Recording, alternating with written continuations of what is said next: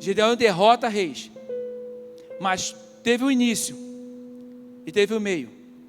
E Gideão teve que passar pelo processo de oferta para poder depois estar diante dos midianitas para poder vencer. Então diz assim o texto, 18, de Juízes 6. Rogo-te que daqui não te apartes, até que eu venha a ti e traga o meu presente e ponha perante ti. E disse, eu esperarei até que voltes. E disse, eu esperarei até que voltes. Gideão está diante de uma situação totalmente contrária, totalmente adversa. No Novo Testamento diz que aquele que dá semente é o que semeia, e pão é o que come. O Senhor é fiel para dar semente ao que semeia. Agora aqui Gideão estava no caminho ou na contramão. Ele não estava recebendo semente para poder semear. Agora o seu povo estava semeando e os midianitas colhiam aquilo que eles plantavam. Ele tinha semente e semeava. Na hora da colheita, os midianitas não tomavam a semente. Esperava semear, crescer. Na hora da colheita, eles viam e saqueavam. E se de repente eu fosse perguntar aqui, tem alguém que se identifica com isso? Como assim, Jefferson? Você semeia, você plantou, e na hora da tua colheita parece que tudo dá errado. Aí vem o devorador, o migrador, vem alguma coisa e rouba, e parece que você fala, para que semear? Ou por que ofertar? Gideão está diante disso. Ele planta, ele colhe, sabia daquilo que acontecia, das histórias que o seu pai o contava, mas na hora da colheita, ele não tinha como ter o seu sustento, vamos assim dizer. Agora aparece o anjo do Senhor, fala com Gideão, Gideão, sou contigo, vai nessa tua força, varão valoroso. E ele fala, mas como? Eu sou o menor da minha casa, e o que são feitos das histórias que meus pais me contam? Ele conversa, dialogar com o anjo do Senhor. E para ganharmos tempo, diz a Bíblia, versículo 18, não tinha, mas ele esconde o trigo no lagar. Por quê? Estratégia. Porque crente, quando está firmado em Deus, quando é fiel, Deus dá estratégia para vencer período de escassez. Já viu que de repente tem pessoas que recebem bem e não vivem tão bem quanto você que recebe o salário mínimo? Tem pessoas que têm bons salários, mas não tem a alegria que você tem no seu coração. Tem pessoas que recebem bem, mas não tem a paz de deitar e dormir. Não tem a alegria de estar conversando com seu esposo, com a sua esposa, com seus filhos. Não tem a sua família à mesa.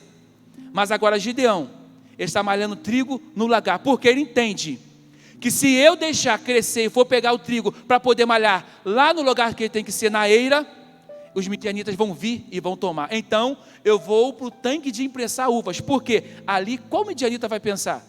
Que no tanque de imprensar uvas vai ter trigo?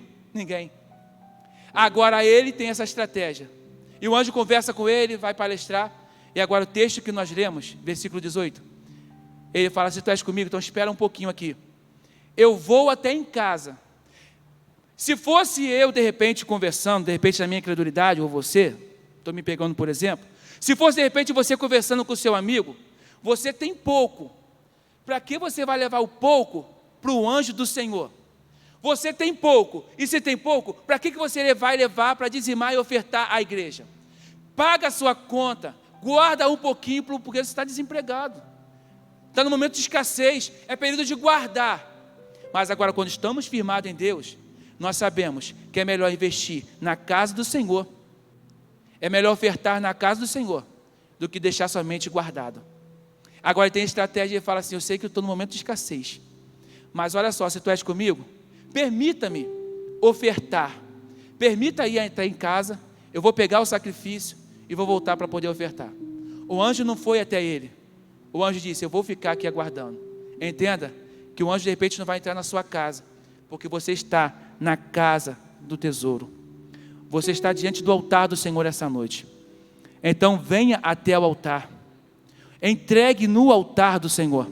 Porque no altar do Senhor tem milagre. No altar do Senhor tem provisão. No altar do Senhor tem porta aberta. No altar do Senhor tem cura. No altar do Senhor tem a porta que você busca, que você precisa. A porta pode estar parada, mas agora você vai avançar. E eu profetizo no nome de Jesus, que as portas do inferno não prevalecerão, não ficarão fechadas. Venha nessa noite ofertar a casa do Senhor, porque o anjo do Senhor não vai se afastar, ele vai ficar parado. Então nessa noite, irmãos, receba o teu envelope em nome de Jesus.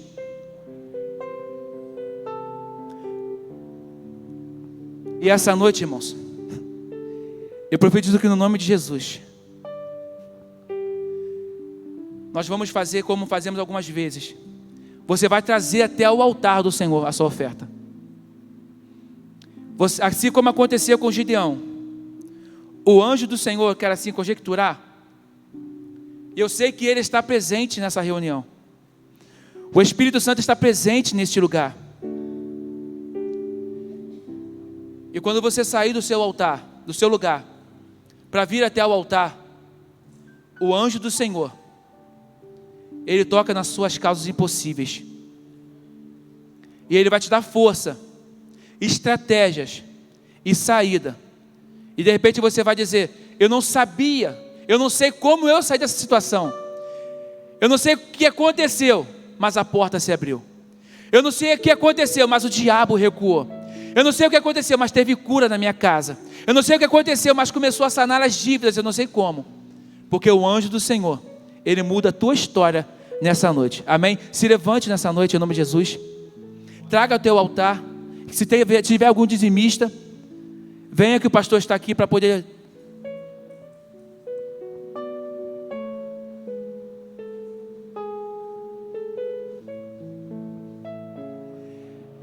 deixar no altar. A sua oferta não compra a bênção. Você não está trazendo aqui para poder comprar a sua bênção.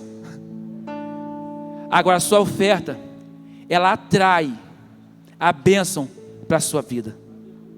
Você não está comprando. Você não está comprando. Você está atraindo para a sua casa, para a sua vida. Por isso nós sempre falamos: pastor, não estipula valor, porque é no seu coração. Aleluia. Já se coloca de pé, você que já trouxe essa oferta. Se coloca de pé em nome de Jesus. Eu não esqueci, eu vou orar pela sua vida. Eu vou orar pela sua vida.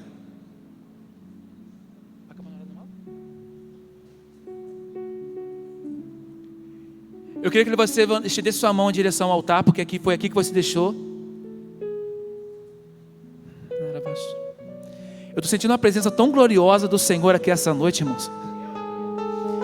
E de repente você pode dizer: eu não estou sentindo essa mesma presença. Não tem ninguém falando em línguas. Não tem ninguém pulando ou sapateando. Não tem ninguém...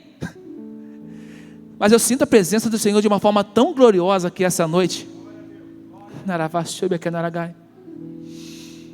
E eu sei que o Espírito Santo vai passando banco por banco.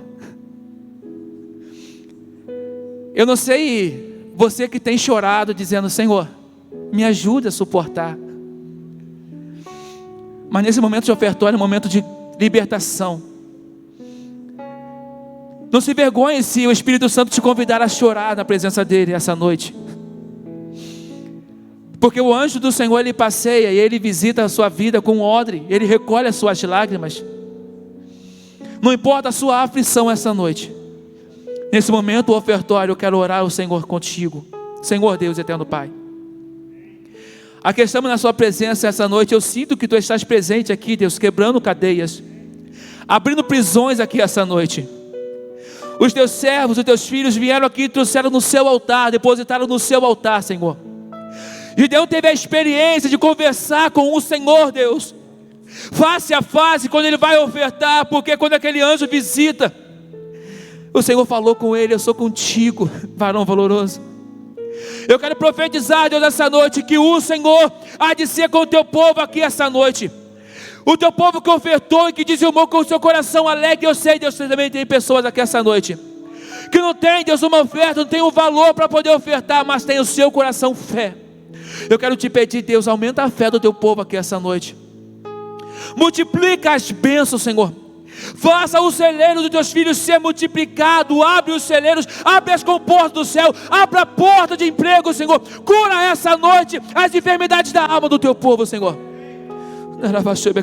Deus, eu quero te pedir, Deus, que o Senhor é o Deus que dá semente ao que semeia, e que quando nós semeamos no teu altar, Senhor, a semente ela cresce.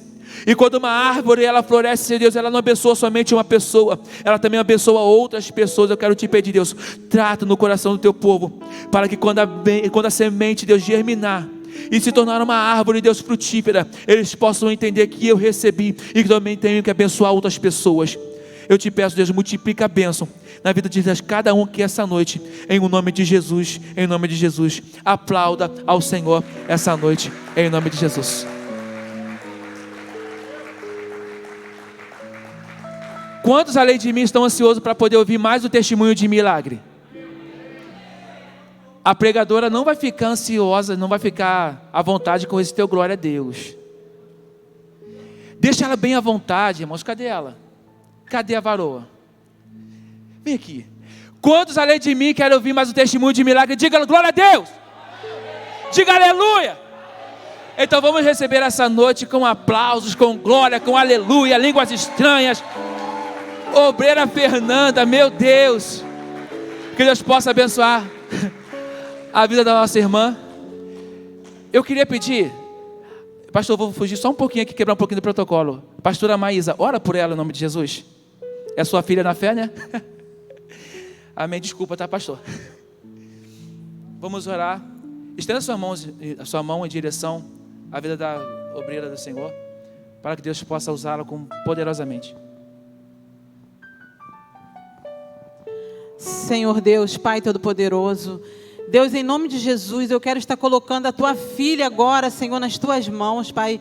Senhor, eu sei que o Senhor já tem revelado coisas a ela, Pai, palavras, Senhor, que o Senhor venha estar abençoando, Pai. Que a palavra que venha sair dos seus lábios, Pai, que venha edificar a tua igreja, Pai. Senhor, abençoa a tua igreja para que eles possam estar atentos àquilo que o Senhor tem a falar nessa noite, Pai.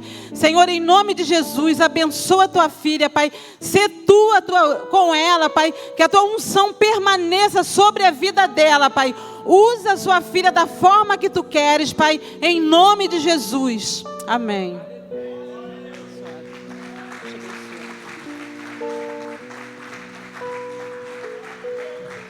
Amém. Boa noite, igreja, graça e paz. Pode sentar, eu tenho que mandar sentar, né? Nem adianta falar que eu não estou nervosa, né? Que eu estou um pouquinho, sim. Faz muito tempo que eu não faço isso. A Jéssica até falou comigo, mas para vocês isso é mole, né? Falei, seria se tivesse uma igreja cheia de crianças sem os adultos. Aqui, isso aqui é diferente para mim.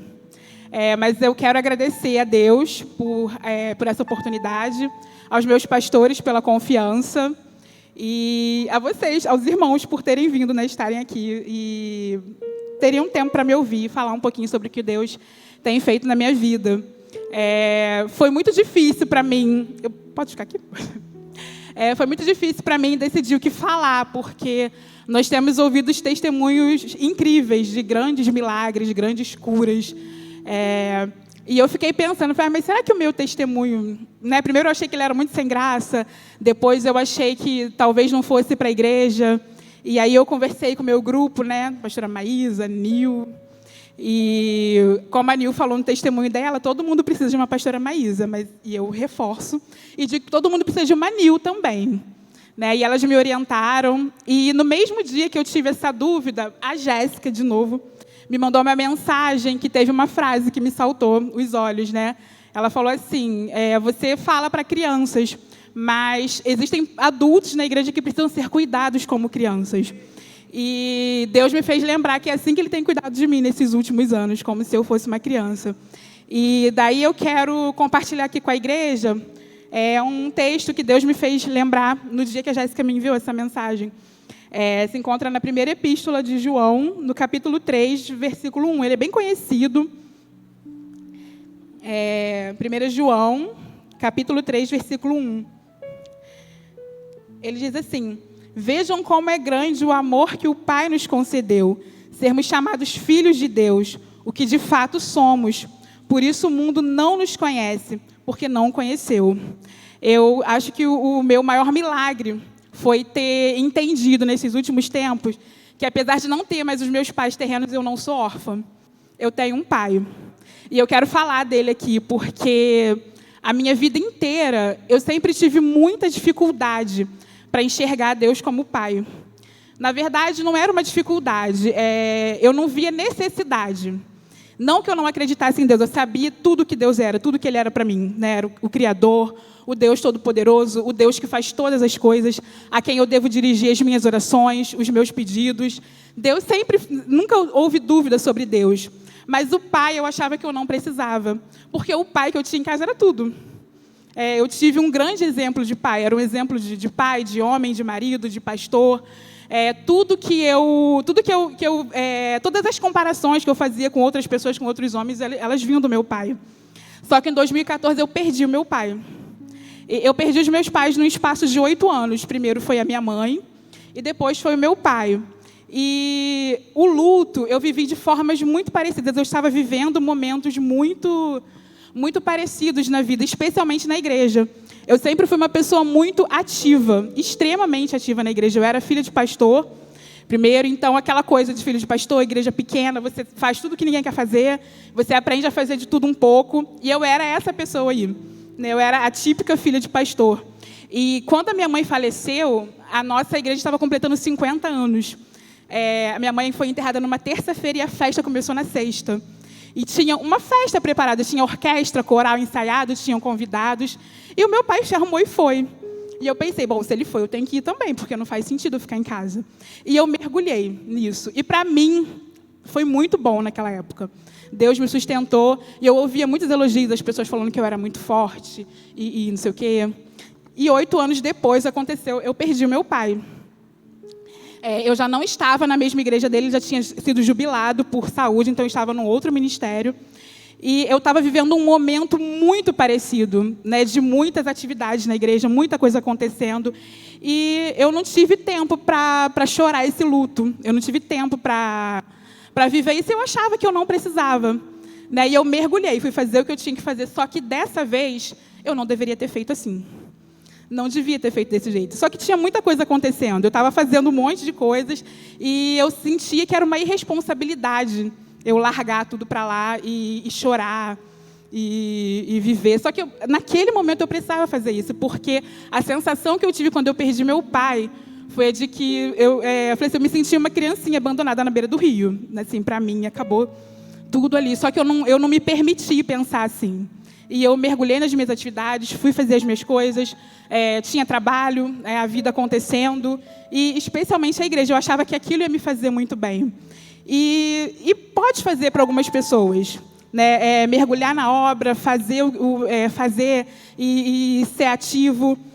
Só que para mim, aquele não era o momento para mim.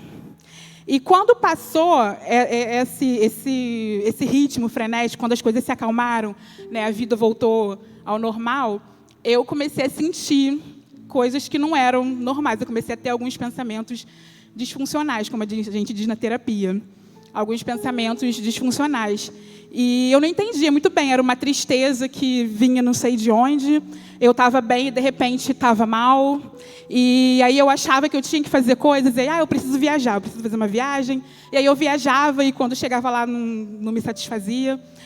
Já aconteceu assim, de eu ir viajar, comprar um pacote de viagem, sair e ficar 2 dias inteiros dentro do hotel, sem sair, sem ir pela cidade. Só não voltar porque a passagem de volta era mais cara que o pacote inteiro. E aí eu achava que eu tinha que reformar alguma coisa na minha casa, e aí reformava e depois... Ai, que lindo, depois passou.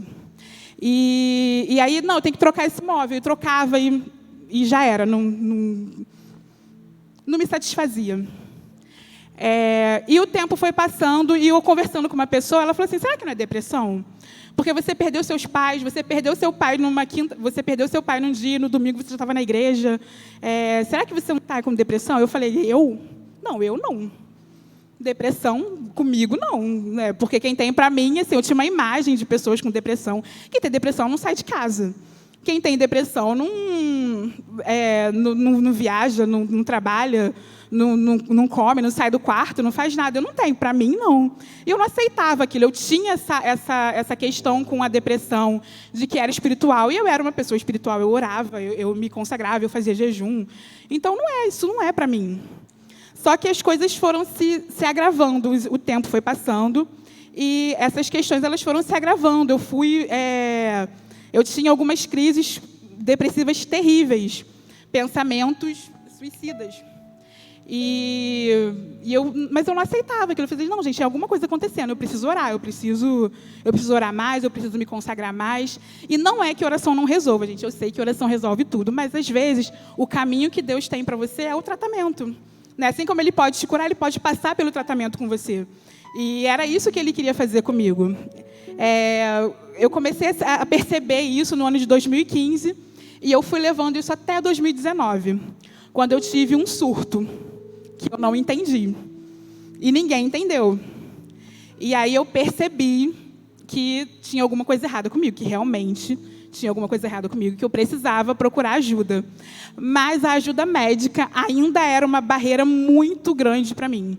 Procurar um médico, um psicólogo para tratar da minha mente, para mim era uma barreira muito grande. Para mim, a depressão era uma doença espiritual.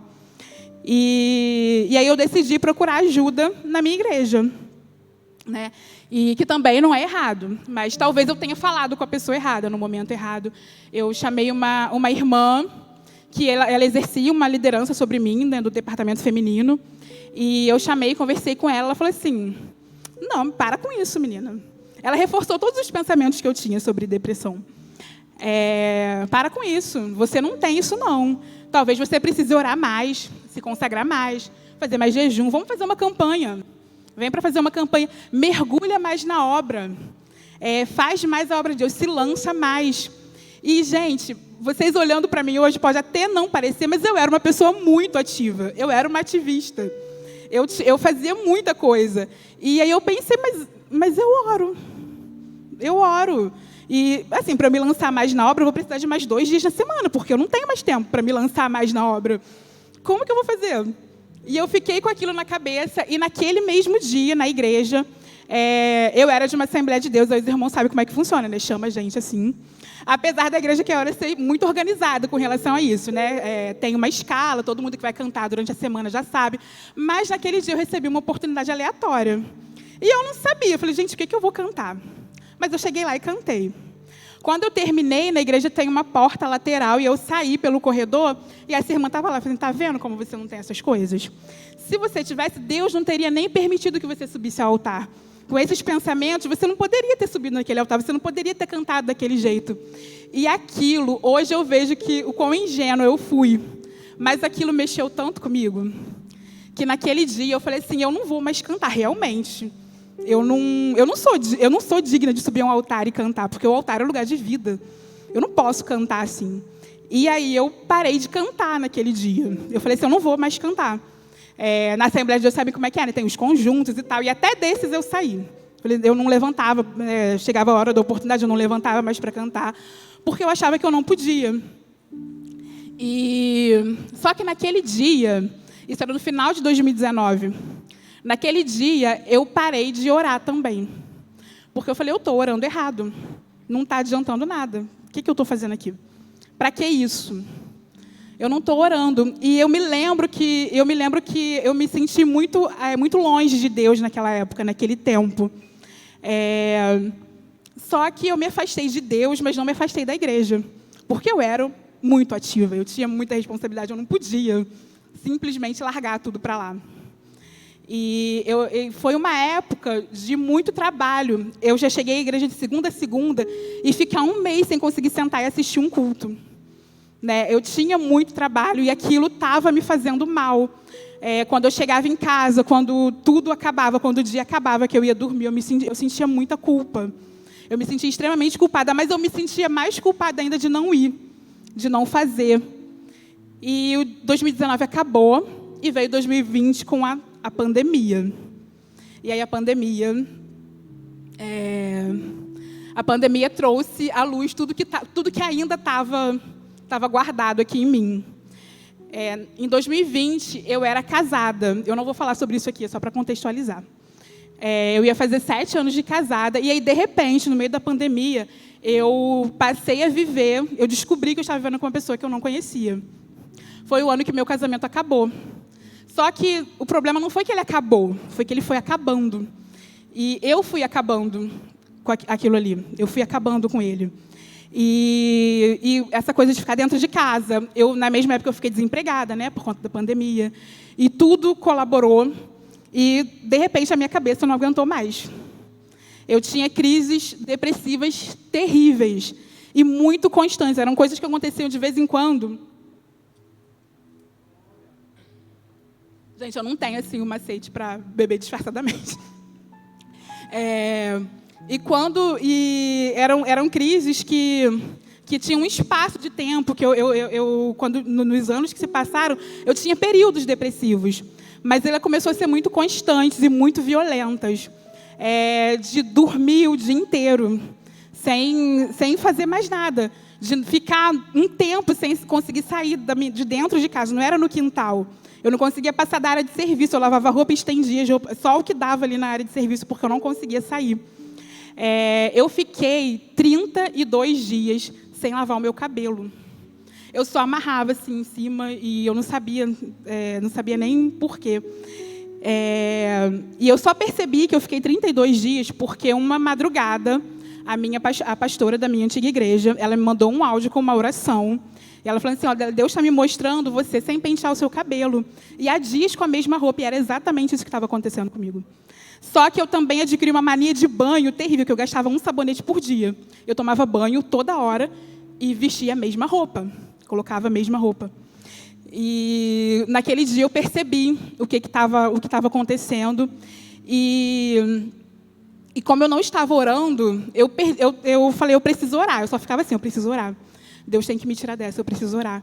Mas eu não conseguia fazer nada, fiquei totalmente paralisada. E aí a angústia começou a ser tão grande que eu desenvolvi comecei a ter crise de ansiedade também. Eu lembro que a angústia era tão forte, o que estava acontecendo dentro de mim era tão forte, era tão dolorido, que eu precisava sentir uma dor física para poder esquecer aquilo. E aí eu comecei a bater minha cabeça na parede. Eu batia a cabeça na parede até desmaiar. Depois daquilo não adiantava mais. Eu comecei a arrancar cabelo da minha cabeça. Eu tirava tufos inteiros de cabelo da minha cabeça. E eu só percebia depois que já estava ali. E, por último, eu comecei a me machucar, a me arranhar. Eu arranhava com os meus pulsos, o meu rosto, minhas pernas, o colo. Arranhava até sangrar. Até sangrar. E o ano foi passando, o tempo foi passando e parece que as coisas não adiantavam, que nada era o suficiente, nenhuma dor era suficiente. E no final de 2020, eu lembro que foi no dia 30 de dezembro, aliás, um pouco antes disso, eu comecei a ter uns apagões também, quando eu estava tendo essas crises de ansiedade, essas crises, né, de me machucar, de automutilação. Eu comecei a ter uns apagões. Eu estava num lugar, e aí, de repente, e tudo me fugia, e de repente eu acordava em outro e não sabia como é que eu tinha ido parar ali. E no dia 30 de dezembro foi o mais grave de todos. Né? Nessa época eu morava em Nova Iguaçu, depois do Hospital da Posse, e eu tive um episódio desse de apagão. Eu morava depois do Hospital da Posse, e quando eu dei por mim, eu estava na frente do shopping, do Top Shopping. Eu não sei como é que eu fui parar ali. Eu estava com uma roupa de casa, com o cabelo daquele jeito, de chinelo, sem dinheiro, sem celular, sem... Eu simplesmente tive que voltar para casa. E aí, quando eu voltei, algumas pessoas me viram sair, estavam preocupadas, porque elas falaram que tentaram falar comigo e eu não ouvi, né, pelo jeito que eu saí. E eu não entendi muito bem o que aconteceu. E naquela noite, eu voltei a orar. Mas aquilo mais me atrapalhou do que me ajudou. Porque a oração que eu fiz foi, meu Deus, esse ano está acabando, não deixa eu chegar no ano que vem, eu não quero estar viva no ano que vem. Por favor, me leve embora daqui. Me leva daqui. Eu preciso sair daqui. E o ano passou e eu acordei. E aí eu comecei a orar constantemente por isso. Eu orava várias vezes por dia. E aí toda vez que eu dormia, eu acordava, as crises eram mais fortes. Né? Eram umas crises que eu tinha 2, 3, às vezes 4 vezes na semana, começava a ser todo dia, várias vezes ao dia. Porque toda vez que eu acordava, que eu via que eu ainda estava aqui, que eu estava viva, eu tinha uma outra crise. E eu falei, meu Deus, o que é que eu vou fazer? Eu falei, meu Deus, eu não tenho coragem de me matar, então o Senhor precisa me levar, eu não tenho coragem de tirar minha vida. Então o Senhor precisa me levar. E a gente tem essa mania, né, de falar que a pessoa com depressão, quem quer se matar, se mata, quem quer se fazer, faz. Só que nem sempre quem quer tem coragem, e nem sempre é imediatamente. E aí entrou o ano de 2021, e na primeira semana eu encontrei a tal da coragem. E eu cheguei e fiz essa tentativa. Né? Eu consegui fazer, né, a coragem. E eu precisei ser medicada, hospitalizada, e minha família foi avisada, porque na época eu não falei com ninguém do que estava acontecendo comigo, eu não tinha coragem de falar de tudo o que estava acontecendo, porque eu tinha muito medo de ser julgada como eu fui, e eu tinha muito medo das pessoas não acreditarem em mim, porque às vezes eu não acreditava. Se alguém chegasse para mim e falasse que tudo aquilo ia acontecer, no início do ano de 2020, que tudo aquilo ia acontecer, eu ia falar, você está de brincadeira, você está doida, você está maluca, porque eu não tinha nenhum indício. E eu tinha muito medo de ser julgada, de ser desacreditada. E lá no hospital, uma psicóloga veio falar comigo, e ela perguntou, e a minha família chegou, e todo mundo, o que aconteceu? Eu falei assim, eu não tive coragem de falar o que estava acontecendo. Eu falei assim, é a pandemia, eu fiquei desempregada, e as coisas estão apertadas, estão difíceis, e, enfim, eu não sei o que fazer. E o meu irmão chegou e ele falou assim, é isso mesmo? Aí eu falei, não, é isso mesmo. E para o meu irmão, eu tinha uma outra... eu não contei por outro motivo. Eu sabia que ele ia acreditar em mim. Eu sabia que se eu falasse, ele ia acreditar em mim. Mas eu tinha medo de uma reação violenta, de que alguma coisa muito ruim acontecesse, porque eu sabia que ele acreditaria em mim. E aí, nisso, eu fiquei um dia, e no outro dia eu precisei voltar para casa. E a volta foi terrível. Assim, foi mais uma noite de crise, mais um dia de crise. E aí eu começava a lembrar, eu preciso fazer uma oração diferente, eu preciso fazer um propósito. Eu lembrei que eu costumava fazer votos, fazer propósito, Deus me respondia. Só que, naquele momento, eu não me sentia em condições de fazer aquilo, porque eu não tinha nada. O que eu vou oferecer para Deus, assim, desse jeito, nesse estado? O que eu vou oferecer para Deus? E um dia eu acordei, 2 dias depois eu acordei, eu não lembro se era cedo, se era tarde, eu não tinha muita noção de tempo naquela época. E naquela época, naquele tempo, né, depois que eu saí do hospital, até o meu acesso à internet foi tirado. Porque para eu não conseguir falar diretamente com a minha família. Eu estava sem internet. E eu tinha um vizinho que eu costumava falar que a playlist dele era assim, no modo aleatório. Né? Ele tocava um funk, um sertanejo e Cassiane. E aí 2 sertanejos, um funk e Aline Barros. E aí naquele dia estava nesse modo aí. E de repente começou a tocar uma canção muito antiga, que eu já cantei muito. E ela é mais ou menos assim, vou tentar, gente. Ela é assim. Diga para os abatidos, não percam a fé. Poderoso é o teu Senhor, quando chama o teu nome, Ele então virá, Ele vem para te salvar, Ele vem para te salvar. Diga ao cansado, o teu Senhor virá, Ele vem para te salvar, Ele vem para te salvar, Ele vem para te salvar. Contempla o Senhor e te levantará, Ele vem para te salvar. E naquele dia, o que eu sinto daquele dia, daquele momento, foi que eu cheguei no momento que eu não podia mais viver sem. Eu pensei, Se meu pai estivesse vivo, eu não estaria passando por isso. Meu pai jamais permitiria que eu vivesse isso aqui. E foi o momento que Deus falou para mim. Eu sei que a gente não deve atribuir sentimentos humanos a Deus, mas foi como se ele olhasse para mim e disse: agora sim você vai saber quem é seu pai. Agora você vai saber que você tem um pai. Porque o pai é aquele que cuida, que protege, que provê, que livra. Né? Eu acho que todo mundo aqui tem uma situação, né? Já viveu uma coisa que você não tinha condições de comprar e você comprou, que você não poderia ter, mas você tem. É uma vaga de emprego que alguém era mais qualificado, mas você conseguiu. Porque é o pai que faz essas coisas, é o pai que faz assim. Ele sempre... A gente quer tirar o controle, né? A gente quer ser independente. Ó, Lucas, tá vendo aí? A gente quer ser independente, mas ele tem o controle de tudo. Quando a gente deixa na mão dele, e ele fala assim: agora você vai saber que você tem um pai. E aí eu lembro que um pouco tempo depois começaram a chegar umas mensagens no meu celular. E eu não entendi porque eu estava sem internet. E aí o meu irmão tinha uma mensagem do meu irmão, falou assim: chegou a internet aí? Eu não sei o que deu nele, na verdade eu sei, né? Naquela época a Vivo estava lançando um recurso que, se você tem um telefone Vivo, você pode mandar a internet para um outro número da Vivo. E aí o meu irmão foi testar. E começaram a chegar as mensagens. E tinha uma mensagem da minha tia. Ela falou assim: filha, você está bem? Você quer vir para cá? E aí eu falei assim para ela: tia, eu não podia, né, naquele momento eu não podia falar. E eu digitei, eu falei: tia, eu preciso sair daqui, porque senão eu vou morrer. E ela falou assim: olha, arruma suas coisas que eu estou indo te buscar. E eu também não tinha como sair e pegar uma mala. Tinha um lençol em cima da minha cama, né, forrando a minha cama.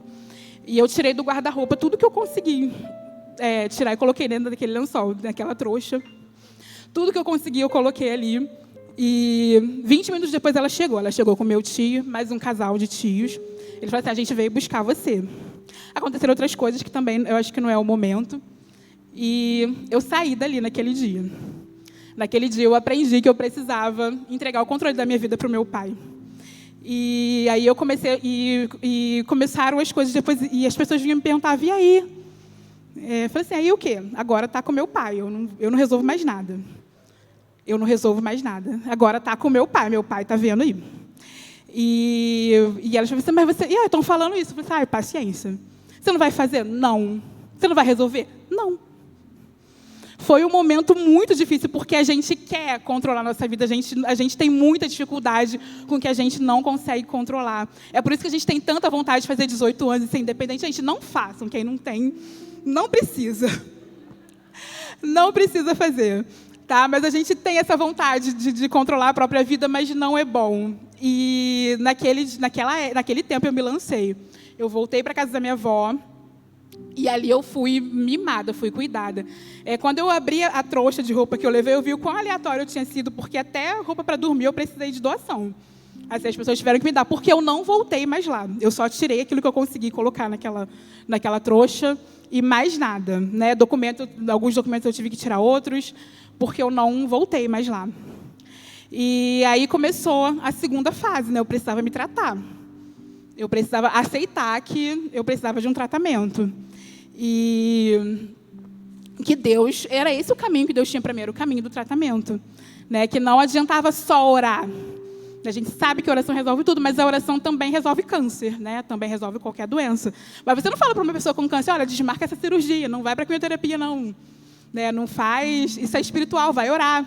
Você não fala isso para uma pessoa com câncer. Então, a depressão e a ansiedade são doenças igualmente. Então, não fala isso para uma pessoa assim também. Né? Incentiva, vai mesmo, procura ajuda. Eu fui atendida por uma equipe com psicólogo, neurologista, psiquiatra. Fiz exames e veio o diagnóstico: depressão, transtorno de ansiedade. Eu saí daquele consultório com uma receita com 12 receitas de remédio. E aí eu perguntei para o médico, eu falei assim: quanto tempo eu vou ter que tomar isso aqui? Ele falou assim: olha, provavelmente você vai ter que tomar isso para o resto da vida. E eu falei: tá. E aí eu fui viver aí, eu fui tomar os remédios me derrubavam, eu dormia o tempo todo, eu dormia o dia todo, eu acordava na hora de tomar mais remédio. E aí, quando eu comecei a acostumar, que a vida começou a assentar, né, as ideias, falei, bom, eu não posso ficar dormindo. Se eu vou tomar isso para o resto da vida, eu vou ter que dar um jeito de ficar acordada, porque eu não posso dormir para sempre. Eu tenho que dar um jeito de ficar acordada. E aí eu comecei a controlar isso. E aí veio o medo. Falei assim, agora, como é que eu vou fazer com esse monte de remédio aqui? E meu trabalho, gente, é minha formação, minha carreira. Como é que eu vou fazer? Como é que eu vou voltar para uma sala de aula tomando esse monte de remédio? E meu ministério, gente, como é que eu vou entrar numa sala, numa igreja cheia de criança com esse monte de remédio na cabeça? E aí eu falei assim, bom, meu pai vai cuidar disso também, né? Não é comigo, vai cuidar disso também. Eu só preciso fazer a minha parte. E aí, aos poucos, eu fui voltando para a igreja e eu percebi que eu precisava mudar de igreja. Eu entendi que eu precisava mudar de igreja e aí começou a procura. Porque minha família não deixava eu ficar sozinha, né? Por muito tempo, eu não ia a médico sozinha. Médico nenhum dava receita de remédio na minha mão. Eu não andava de ônibus sozinha, eu não percorria grandes distâncias sozinha. Eu acredito que o primeiro lugar diferente que eu vim sozinha foi aqui no Ministério Apacentar. Foi o primeiro, mas ainda assim não foi muito. Eu só fiquei aqui sozinha, né? O meu irmão me trouxe, veio me buscar, mas eu fiquei aqui sozinha. Foi a primeira vez que eu fiquei sozinha aqui. E eu fui recebida pela diaconisa Cristiane. E aí, no meio da pandemia, né? Eu acho que era um culto das 18 horas, 17, 18, não lembro, 18. E aí ela veio falar comigo, me abraçou, era pandemia, eu fiquei. Falei, abraça, né? Porque um abraço, aquele abraço foi o início de uma cura. Né? Às vezes a gente pensa que não tem nada, que não consegue fazer nada, mas um abraço pode mudar a vida de uma pessoa. Né? Eu não sei fazer tudo. Né? Pastor Gilmar, você tem todos os ministérios? Já que você tem todos os dons? Eu também não, eu acredito que ninguém tenha, mas um abraço pode reiniciar alguém, aquilo que você sabe, pode reiniciar alguém. E aí eu cheguei aqui no Ministério Apacentar, e aí a Nil deu o testemunho dela na semana passada. Eu falei, gente, é uma parte do meu testemunho, porque a primeira vez que eu estive aqui no culto de segunda-feira, ela estava dando o testemunho dela a primeira vez. Eu estava aqui totalmente dopada de remédio. Completamente dopada de remédio. E vim acompanhada, né? Meu irmão veio me deixar, depois veio me buscar. E a semana passada eu vim sozinha, sem remédio. Eu estava aqui, ó, do testemunho dela. E aí eu sinto que isso aqui também é coisa que o pai faz, porque o pai reúne. O pai também reúne. Isso aqui é uma ideia de pai. Né? Por mais que filhos que eles tenham, por mais diferentes que os filhos sejam, sempre se reúne numa ocasião em volta do pai. Né? Um Natal, um aniversário, sempre tem uma reunião em volta do pai, e o pai reúne. E aí, naquele momento, eu senti que ele falou assim, olha, eu sou seu pai, eu te amo, eu te protejo, eu sou a sua provisão, mas eu não vou ficar te mimando aqui dentro de casa, não, você vai para o meio. E foi naquele dia ali, foi no dia também que eu entrei no coral, né? Que aí eu ganhei uma pastora Maísa. Eu sentia, desde aquela época, em 2019, que eu não cantava, mas eu sentia que era uma coisa que eu precisava fazer. E aí, quando eu conversei com a pastora, a pastora falou assim, tem um coral aqui que todo mundo pode cantar. Quem canta, canta. Quem não canta, canta. Eu falei, então é isso aí mesmo. Então, eu vou lá. Então, eu vou lá. Se eu soubesse que a pastora Maísa ia colocar um microfone na minha mão, talvez eu não tivesse entrado. Né? Aí, até hoje ela fica nessa, bota esse microfone na boca, pega isso aqui. Às vezes, a Nil me chama pelo nome. Mas isso também é uma forma de cura, porque eu subi aqui muito culpada, porque aquelas palavras ainda ecoavam. Não, você não pode subir num altar, porque o altar é um lugar de vida. E aí ainda é alguma coisa com que eu luto. Né? E aí eu vejo, né, que a pastora Maísa, a Nil, elas são mesmo instrumentos de cura de Deus para mim. Quando elas me chamam e me obrigam, quando elas falam meu nome. E eu já cheguei, gente, a ficar ali fora esperando o louvor começar para entrar. E aí eu entrei, a Nil me chamou no microfone. Ela me chamou no microfone e eu precisava lidar com muita culpa quando eu subi aqui nesse altar. E teve também o resgate do meu ministério. Meu ministério é com crianças. Eu comecei a trabalhar com criança com 12 anos. E eu investi muito nisso também. E eu ficava, meu Deus, como é que vai ser? E aí no Acampa Kids, a Valquíria me chamou. E eu falei, gente, e agora? Meu Deus, e agora? Como é que eu vou para Acampa Kids com esse monte de remédio aqui? Essas crianças vão me amarrar e botar fogo em mim se eu dormir. Como é que vai ser? E aí eu falei com a minha psicóloga. Ela falou assim, não, vai, é bom você ir, fala com o neuro. E aí eu falei com ele, falei assim, não, vai ser bom para você. E aí ele falou assim, olha, você leva esse remédio, esse. e eu vou te receitar um SOS, se você tiver uma crise, você toma umas gotinhas. E eu comprei o remédio, levei, mas o remédio está lá até hoje, eu ainda não usei. Senão, tá lá. E aí, quando eu voltei no neuro, ele falou assim, como é que foi lá? Como é que você se comportou? Eu falei assim, poxa, foi bom. Ele falou assim, vamos tirar esses 4 aqui para ver o que acontece? Eu falei, vamos. E o desmame, ele geralmente começa com 1 ano, né? E aí foi ali no meio, foi em outubro a Campa Kids. Eu comecei a tomar os remédios em janeiro, e foi em outubro a Campa Kids, e aí começou ali.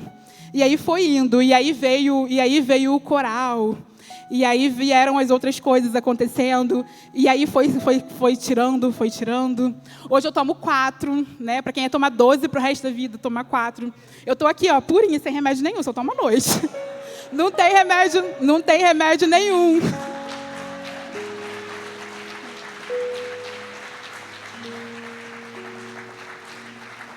E eu acredito... Gente, eu nunca tinha falado disso aqui, só na terapia mesmo.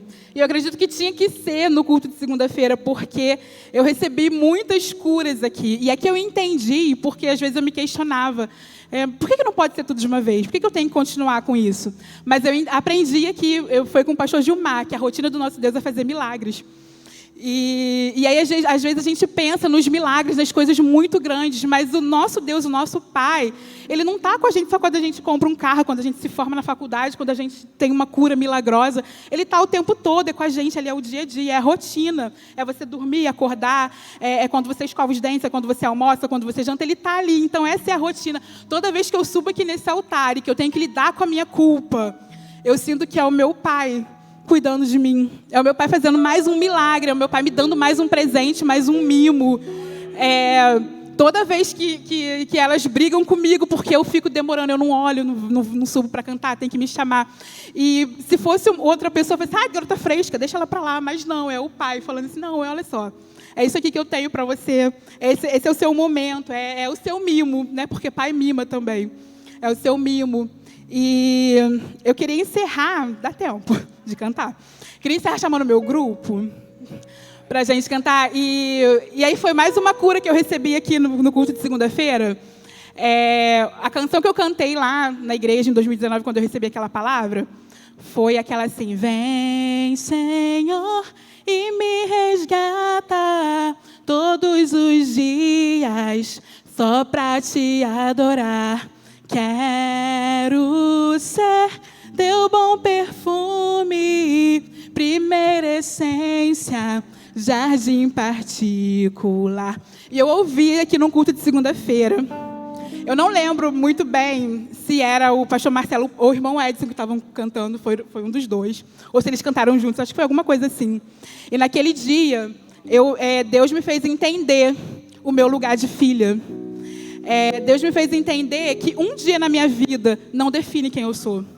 O que define quem eu sou é o sacrifício que Jesus fez na cruz, que me tornou filha. Não importa nem o que eu penso de mim, né? Porque se um dia na vida de alguém definisse quem alguém Davi seria só um adúltero, mas é um homem segundo o coração de Deus. Moisés seria um homicida, mas o que a Bíblia diz dele é que nunca mais em Israel houve profeta como Moisés. Então, o que define quem eu sou é o sacrifício que Jesus fez para mim, é aquilo que Deus me vê em mim, e Ele me chama de filha. Não importa nem o que eu penso, porque eu posso pensar de mim, é uma depressiva, ansiosa, mas Ele me chama de filha. Né? Um diagnóstico pode dizer para você doente, mas Deus diz filha. O mundo pode ver como alguém que fez uma escolha errada, que casou errado, que fez errado, mas Deus te diz filha. Então, eu quero encerrar dizendo aqui, deixa Ele ser seu pai. Ele tem, Ele pode, Ele quer. Deixa Ele ser seu pai. Aí vamos lá, gente.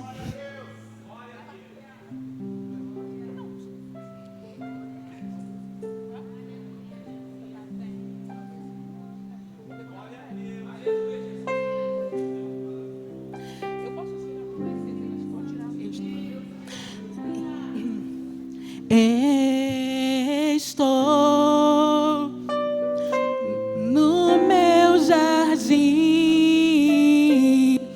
tranquei a porta, abri meu coração, reguei minhas raízes com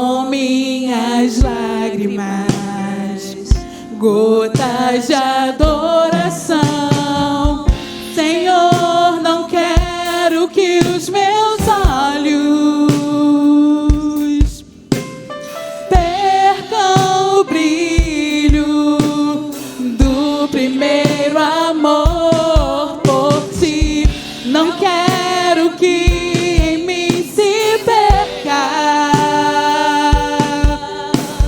o desejo de te adorar. Vem, Senhor, e me resgata todos os dias, só pra te adorar. Quero ser teu bom perfume, primeira essência, jardim particular.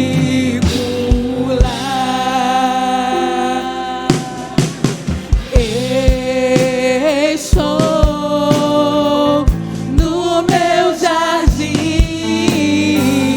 tranquei a porta, abri meu coração, reguei minhas raízes com minhas lágrimas, gotas de adoração. Senhor, não quero que os meus olhos percam o brilho do primeiro amor por ti. Não quero que em mim se perca o desejo de te adorar. Vem, Senhor, e me resgata todos os Meu Deus. dias, Louva o Senhor. só pra te Glória a Deus, Ele é poderoso. Meu Deus. Teu bom Jesus. primeira essência, Jardim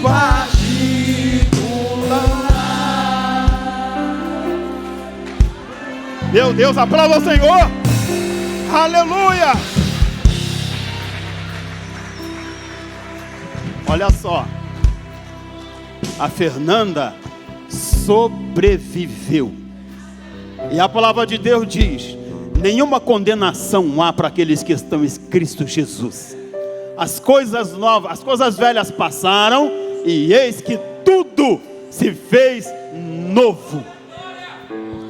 Olha como começou o processo de decadência dela. Ela perdeu a mãe, perdeu o pai, o casamento foi dilacerado, acabou. E começou todo um processo psicológico e neurológico na cabeça dela.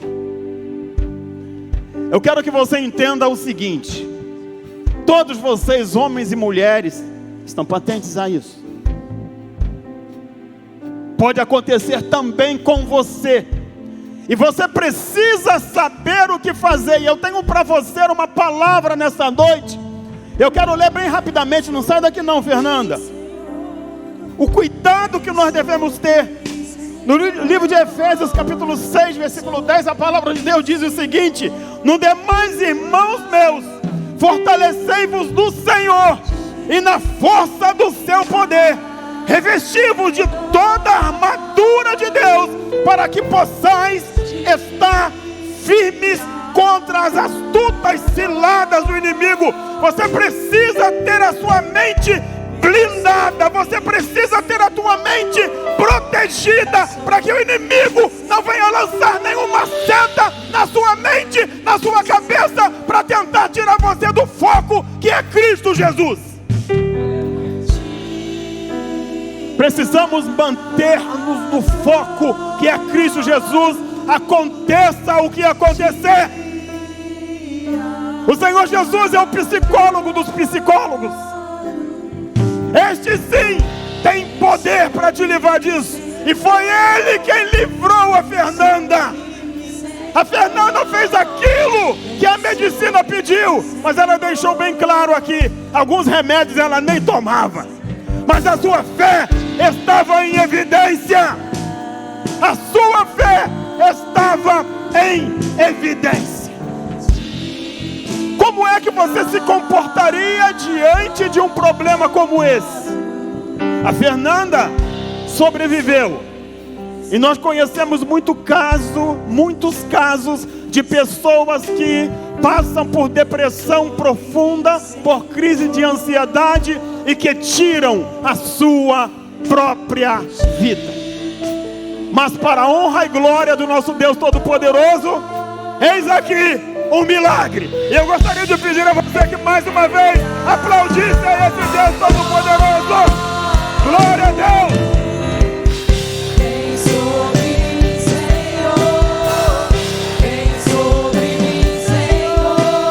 Gostaria de pedir a você que levantasse aqui as suas mãos na direção da obreira Fernanda. Nós vamos orar, e na nossa oração você vai blindar a vida dela, e você também vai blindar a sua vida, vai blindar a sua mente. Oh glória! Vamos orar em nome de Jesus. Deus e Pai Todo-Poderoso, Senhor, em nome de Jesus Cristo, nós queremos glorificar a Ti pela vida, Senhor, da obreira Fernanda. Onde, Senhor, a pastora Maísa neste momento toca no Teu peito, toca, Senhor, a Tua mente. E nós, ó Deus, como igreja do Senhor, pedimos a Ti, blinda, Senhor, em nome de Jesus, a mente, Senhor, da Tua filha, em o nome de Jesus, que todo o histórico, Senhor, de destruição que aconteceu na vida dela venha cair por terra agora, em o nome de Jesus Cristo, Senhor. Nós te pedimos em o nome de Jesus, porque cremos que a partir de hoje ela está livre de todo esse histórico, Senhor, que a atormentava, e nós jogamos por terra agora, em o nome de Jesus. Fernanda, viva com Cristo Jesus em toda a sua essência. Viva com Cristo Jesus em toda a tua essência. Tome posse da vida abundante que Ele coloca para você agora, em o nome de Jesus. Em nome de Jesus. Oh Deus, oh aleluia, oh aleluia, glória a Deus, oh aleluia, tu és poderoso Deus, oh aleluia, aleluia. Oh, aleluia! Oh, Deus poderoso, Tu és poderoso, Senhor. Sustenta, Senhor, a Tua filha em nome de Jesus. Brinda também, Senhor. Brinda também, Senhor, a mente do Teu povo, a mente, Senhor, da Tua igreja. Coloca, Senhor, o capacete da salvação sobre a cabeça, Senhor, dos Teus filhos e filhas, em o nome de Jesus. E não permita que o diabo toque em nenhuma delas. Não permita, Senhor, que o diabo toque em nenhuma delas, Senhor. Oh, aleluia. Glória a Deus. Que o Teu nome seja glorificado e exaltado. Que o Teu nome seja glorificado, Pai, e exaltado. Em nome de Jesus. Em nome de Jesus.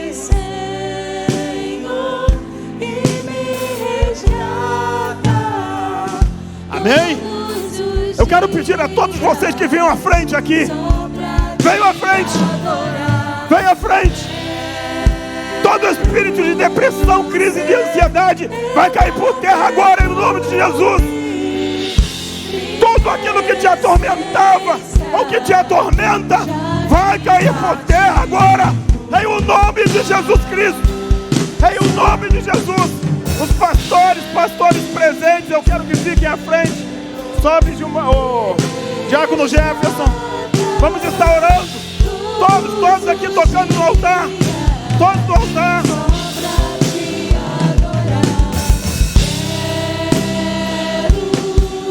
Todos no altar. Pastores, por favor, podem orar. Podem orar em nome de Jesus. Deus Todo-Poderoso, Pai, em nome de Jesus Cristo, em nome de Jesus Cristo, Pai, nós queremos usar o grande poder que há no Teu nome, onde, Senhor, está escrito no livro de Filipenses, capítulo 2, versículo 9, O Senhor, ó Deus, a Jesus deu o nome que está acima de todo o nome, para que ao nome de Jesus se dobre todo o joelho dos que estão nos céus, na terra e debaixo da terra, e que toda língua confesse que Jesus Cristo é o Senhor, para a glória de Deus Pai. E é com base, Senhor, no poder tremendo que há no Teu nome, que nós, ó Deus, oramos e intercedemos, Senhor, por todo este povo, crendo, Pai, que todo espírito de depressão que porventura tem atormentado, Senhor, Teu povo, vão cair agora, com base no poder que há no nome de Jesus Cristo. Nós determinamos a queda de toda a depressão, nós determinamos a queda de toda a ansiedade, tudo aquilo que tem atormentado a vida, Senhor, do Teu povo, da Tua igreja, nós jogamos por terra agora, em o nome de Jesus Cristo. Em o nome de Jesus, e diz a Tua palavra, nada fica de pé diante do poder, ó Deus, que é no Teu nome. Nada, Senhor, consegue resistir ao poder, ó Deus, que é no Teu nome. Por isso, Pai, abençoa, Senhor, grandemente, abençoa, Senhor, poderosamente a vida de todos, em o nome de Jesus Cristo. Oh, Senhor, em nome de Jesus, e tudo aquilo, Senhor, que atormenta a vida de Sua filha possa cair por terra agora, em o nome de Jesus Cristo, em o nome de Jesus Cristo, Senhor, em o nome de Jesus Cristo, caia por terra agora, em o nome de Jesus, em o nome de Jesus, que o Teu poder, ó Deus, venha prevalecer, ó Deus, sobre a vida de Sua filha, em o nome de Jesus, que a unção, que a graça do Senhor, ó Deus, possa prevalecer sobre a vida de Sua filha, em o nome de Cristo Jesus, em o nome de Jesus, ó Deus, em o nome de Jesus eu coloco diante de Ti essas duas jovens, Pai, e Te peço, Senhor, em o nome de Jesus, se porventura existe algo, Senhor, que neste momento esteja atormentando a vida de Suas filhas, que isso possa cair por terra agora, em o nome de Cristo Jesus,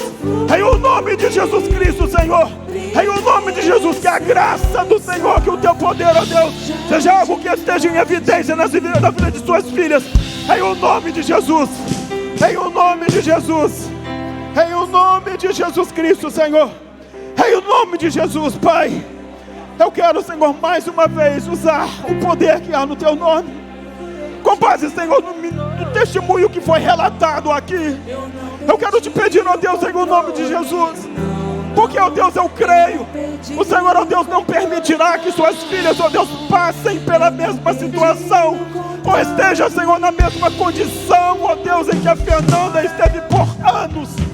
Ó Deus, por isso eu uso o poder que é no Teu nome e desfaço, ó Deus, toda a intenção do diabo contra a vida de Suas filhas, e jogo por terra agora todo espírito de depressão, ó Deus, tudo aquilo que porventura possa estar atormentando a vida delas, que venha cair por terra agora, em o nome de Jesus Cristo, em o nome de Jesus, em o nome de Jesus, que a Tua graça, que o Teu poder, ó Deus, seja algo que esteja em evidência na vida de Suas filhas, em o nome de Jesus. Recebam a bênção do Senhor em nome de Jesus Cristo. Glória a Deus. Aleluia. Glória a Deus. Glória a Deus. Deus Todo-Poderoso, Pai, em nome de Jesus Cristo, eu quero colocar, ó Pai, diante de Ti todas essas fotos aqui que representam, Senhor, famílias. Essas fotos, ó Deus, representam, Pai, famílias, ó Deus. Eu quero Te pedir em nome de Jesus que haja, Senhor, união, que o Senhor, ó Deus, possa estar restabelecendo, Senhor, as famílias, em o nome de Jesus Cristo, Pai, em o nome de Jesus, que cada família aqui representada, Senhor, venha ter, ó Deus, a sua vida restabelecida, que o Senhor, ó Deus, possa proporcionar que haja, Senhor, mais uma vez união, ó Deus, em nome de Jesus. Coloco diante de Ti, ó Deus, essas causas, ó Deus, da justiça, ó Deus, e Te peço no nome de Jesus que o Senhor possa liberar também no mundo espiritual, em nome de Jesus Cristo, Senhor, em o nome de Jesus. Nós cremos que o Senhor é o Deus que faz milagres, o Senhor é o Deus que realiza milagres, o Senhor é o Deus poderoso, o Senhor é o Deus que tudo pode. Por isso, Senhor, coloca, Pai, com que, ó Deus, faça com que a fé dos teus filhos seja exercitada, Pai. Eles têm trazido, Senhor, para este lugar, ó Deus, fotos dos seus familiares, ó Deus, documentos de causas na justiça. Porque eles fazem isso crendo que o Senhor, ó Deus, é um Deus dos impossíveis. Aquilo que parece impossível aos olhos humanos são possíveis para Ti, ó Deus. Quero colocar diante de Ti também, ó Deus, todos esses pedidos de oração, em o nome de Jesus Cristo, Pai. Ó Deus, que todos esses pedidos venham ser atendidos, em nome de Jesus, tudo para a honra e para a glória, Pai, do Teu nome santo, em nome de Jesus. Que cada pedido, Senhor, venha a ser atendido, em o nome de Jesus Cristo, Pai. O Senhor, ó Deus, diz a Tua palavra, o Senhor, ó Deus, contempla a vida dos Teus filhos, e o Senhor sabe a real necessidade de cada um deles, ó Deus, de cada um deles, em nome de Jesus. Contempla, Senhor, a necessidade, Senhor, de cada um, em nome de cada um, e os abençoe em nome de Jesus. Restaura tudo, Pai, restaura tudo, Senhor, em nome de Jesus. Que haja restauração, em nome de Jesus, em nome de Jesus. Glorificado e exaltado seja o nosso Deus Todo-Poderoso. Igreja do Senhor, eu gostaria de pedir a você que desse um forte aplauso ao nosso Deus. Aplauda ao nosso Deus Todo-Poderoso. Aplauda a Ele. Glória a Deus. Glória a Deus. Eu estou vendo aqui muitos visitantes, né? Eu gostaria de aproveitar esse momento para fazer o seguinte pedido.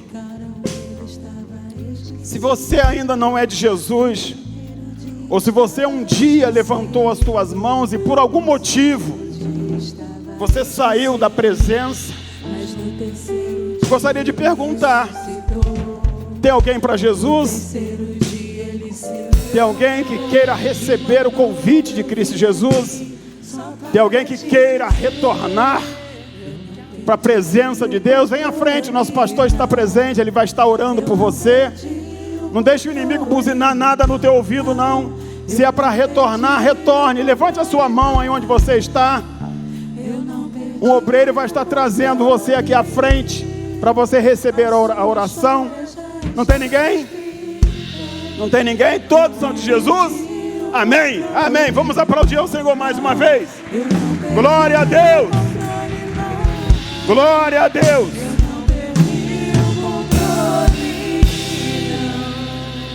Glória a Deus, glória a Deus.